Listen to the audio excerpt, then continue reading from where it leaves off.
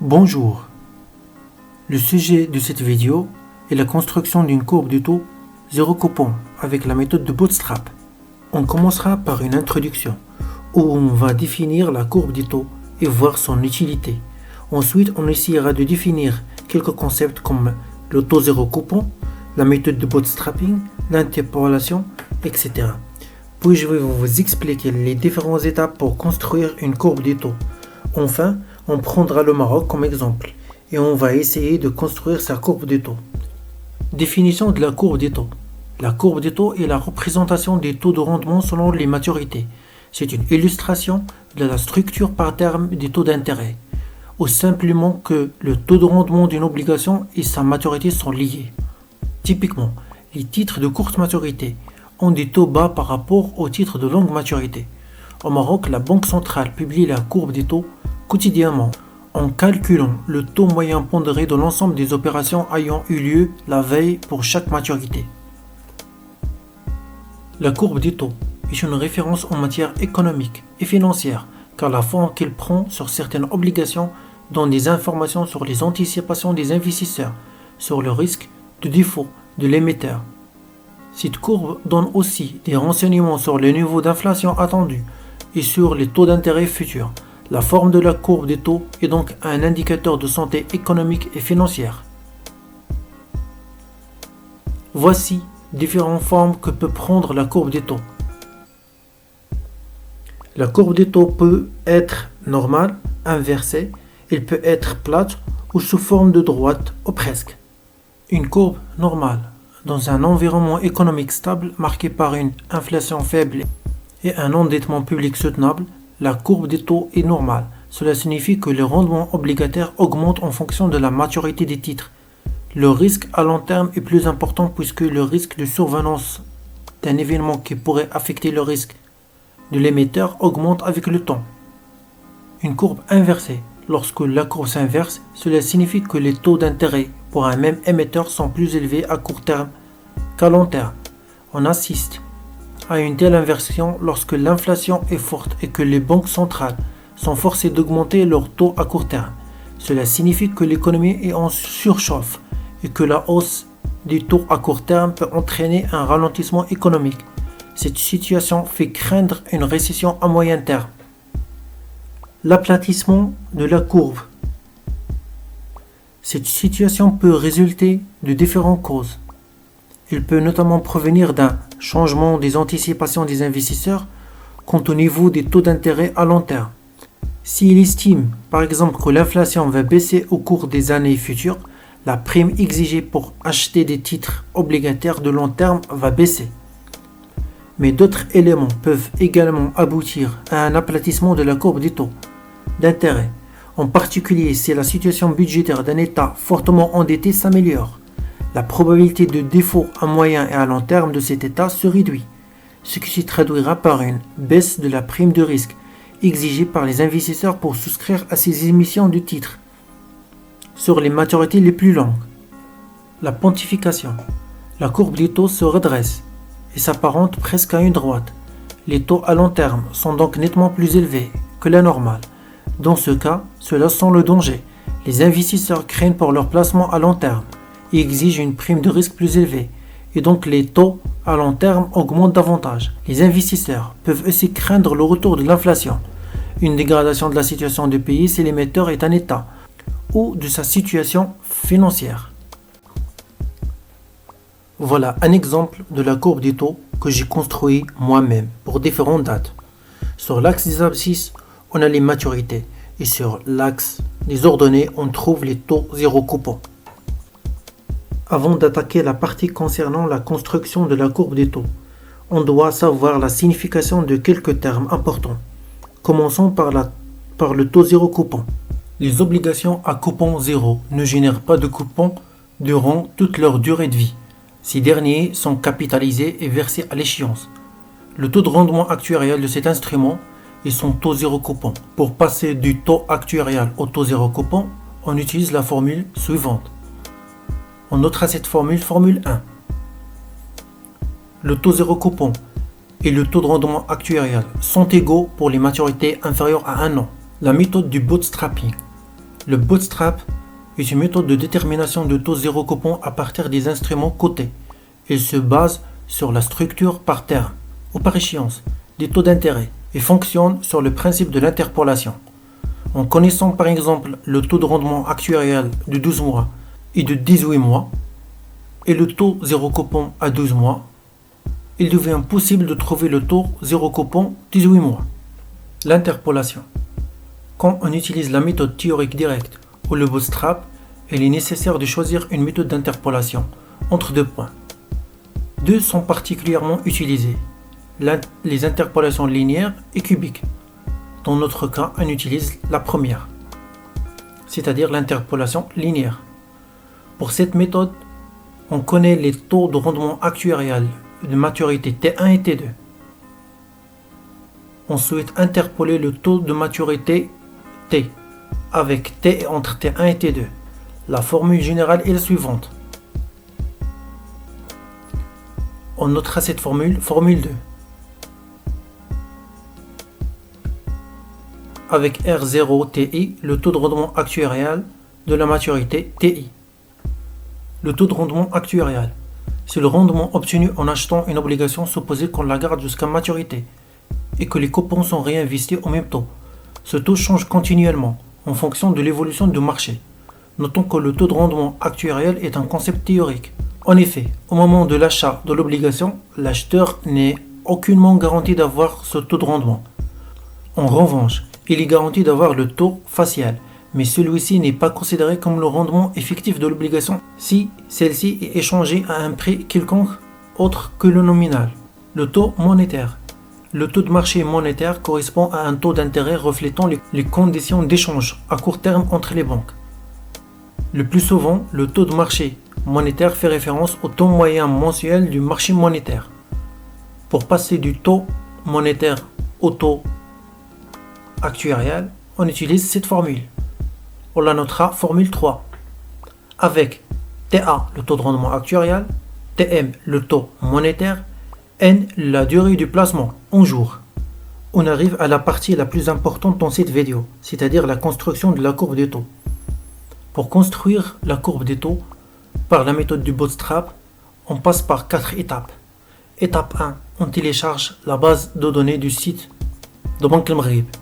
On va aller dans la page accueil, ensuite dans la page marché, ensuite principaux indicateurs, ensuite marché obligataire, ensuite marché des bons de trésor, ensuite marché secondaire et enfin pour trouver la base de données où il y a le taux de référence de bons de trésor, c'est-à-dire la courbe des taux.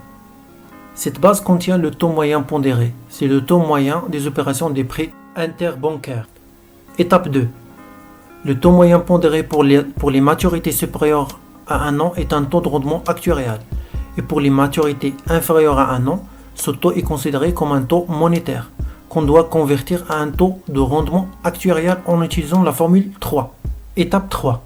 Utiliser la formule d'interpolation, c'est-à-dire la formule 2, pour calculer le taux de rendement actuarial des maturités standards, c'est-à-dire 1 mois, 2 mois, 3 mois, 6 mois, 9 mois jusqu'à 30 ans. Étape 4. Calculer les taux zéro coupon à l'aide de la formule 1. Voilà, on va appliquer les 4 étapes précédentes pour construire la courbe des taux du Maroc.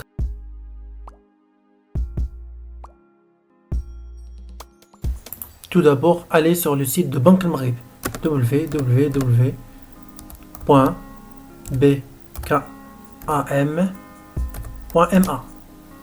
Ensuite, allez dans la rubrique marché et puis allez à la sous-rubrique marché obligataire et cliquez. Enfin, allez à la sous-rubrique marché secondaire. Et voilà, on tombe sur ce tableau-là qu'il faut télécharger ici.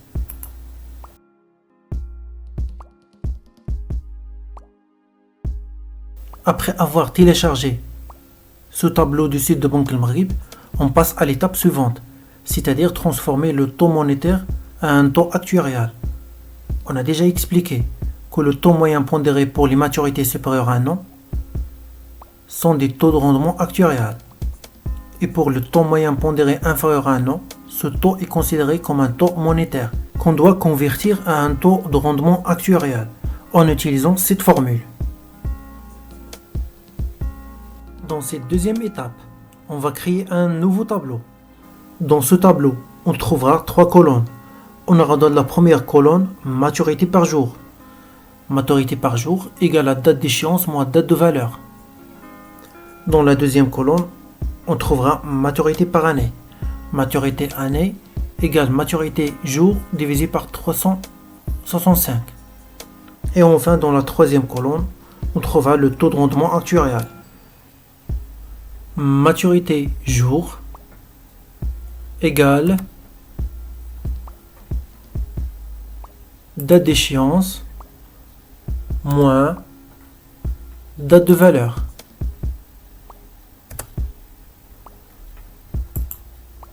Ensuite, on fait glisser.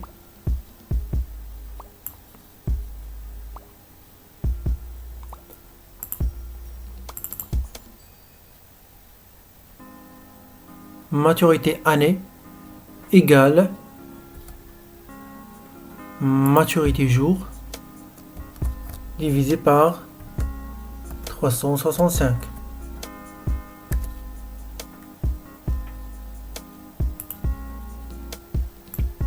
Et on fait glisser.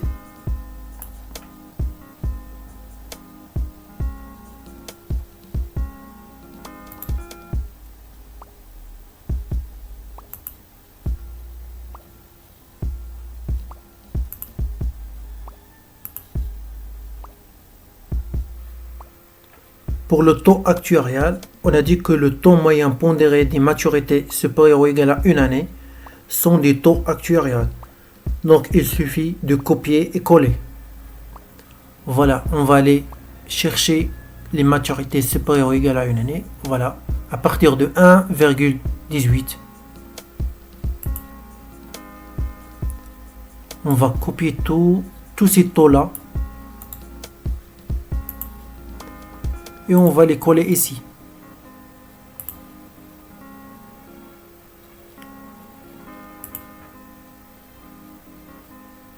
Et pour les maturités strictement inférieures à une année, ce sont des taux monétaires qu'on doit transformer en utilisant cette formule-là. Voilà, c'est une formule simple à écrire dans Excel.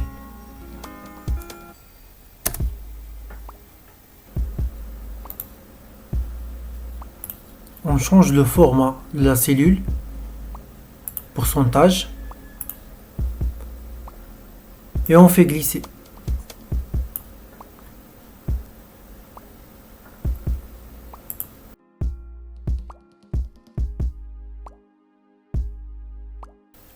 On passe maintenant à l'étape 3, c'est-à-dire l'étape de l'interpolation. On crée un nouveau tableau.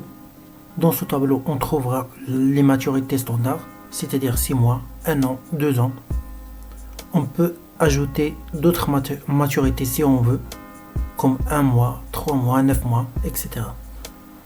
On trouve aussi dans la deuxième colonne les maturités en jours et dans la troisième le taux de rendement actuarial associé à ces maturités. Je vais calculer le premier taux de rendement actuarial et vous pouvez faire la même chose avec les autres. Attention, il faut calculer taux par taux. Il ne faut pas calculer le premier et faire glisser le curseur. On commence par la maturité 13 semaines. 13 semaines égale à 91 jours. 91 jours est situé entre 56 et 111. Le taux de rendement actuariel de 56 est 1,43. Le taux actuariel de 111 jours est de 1,43. Sur le schéma à droite, tout est plus clair. T1 égale à 56, T égale à 91, T2 égale à 111, R0, T1, ça veut dire le taux de rendement actuariel associé à la maturité T1 égale à 1,43. R0, T2 égale à 1,43. Et on cherche à déterminer R0, T1. On applique l'interpolation linéaire et on a R0T moins R0T2 sur T moins T2 égale R0T1 T2 moins R0T1 sur T2 moins T1. Pour déterminer R0T, on fait passer tous les termes connus à droite de l'équation et on tombe sur la formule 2. Donc il suffit de remplacer chaque variable par sa valeur pour trouver R0T. La formule 2 est elle aussi facile à écrire sur Excel. Voilà.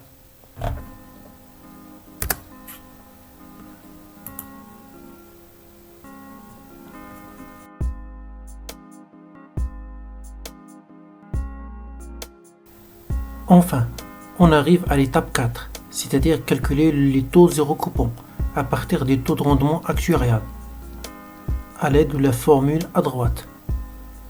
On a dit que le taux zéro coupon et le taux de rendement actuarial sont égaux pour les maturités inférieures ou égales à 1 an. Donc on copie les taux de rendement actuarial inférieurs ou égales à 1 an et on les colle ici.